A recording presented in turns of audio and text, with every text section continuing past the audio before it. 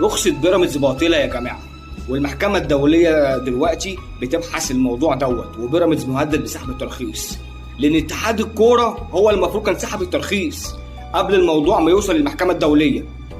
أنت دلوقتي يا بيراميدز المفروض كان عليك 35 مليون جنيه للأستاذ محمد الطويل، قيمة انتقال محمود صابر من نادي النجوم اللي هو تابع للأستاذ محمد الطويلة لبيراميدز. يعني أنت دلوقتي محمود صابر ده انتقل من نادي النجوم لنادي بيراميدز، المفروض كنت اديت الراجل حقه 35 مليون جنيه قيمه انتقال اللاعب.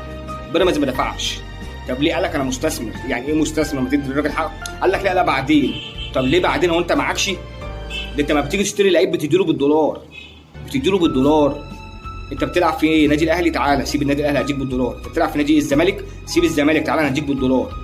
بتلعب في اي نادي، سيبك من اي نادي هديك بالدولار يا ابني، سيب النادي. طب انت معاك اهو، وبتدي رمضان صبحي بالدولار، وبتدي اللعيبه اللي عندك بالدولار، وبتدي امامه بالدولار. يا عم ربنا يزيدك ويوسع عليك، بس ادي الناس حقها، ما تاكلش حق الناس.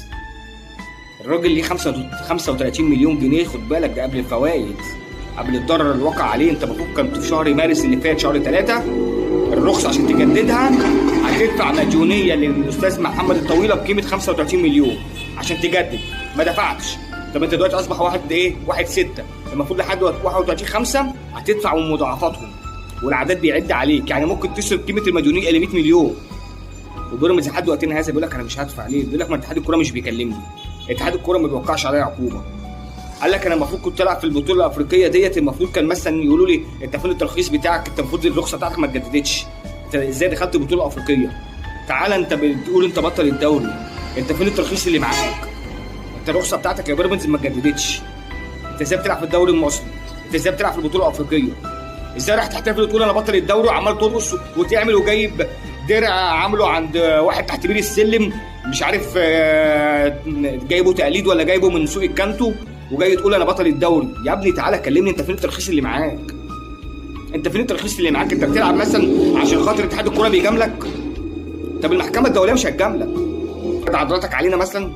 لا، اوعى تفتكر ان اتحاد الكوره بيجاملك هتفرض عضلاتك علينا، لا.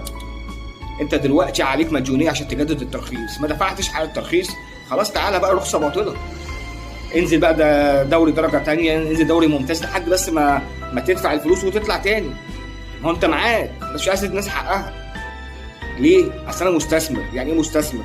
ما بدفعش الكلام ده. لا هتدفع ليه؟ مسحب الترخيص. رخصة بيراميدز باطلة يا جماعة، والمحكمة الدولية دلوقتي بتبحث الموضوع دوت، وبيراميدز مهدد بسحب الترخيص، لأن اتحاد الكورة هو المفروض كان سحب الترخيص قبل الموضوع ما يوصل للمحكمة الدولية. أنت دلوقتي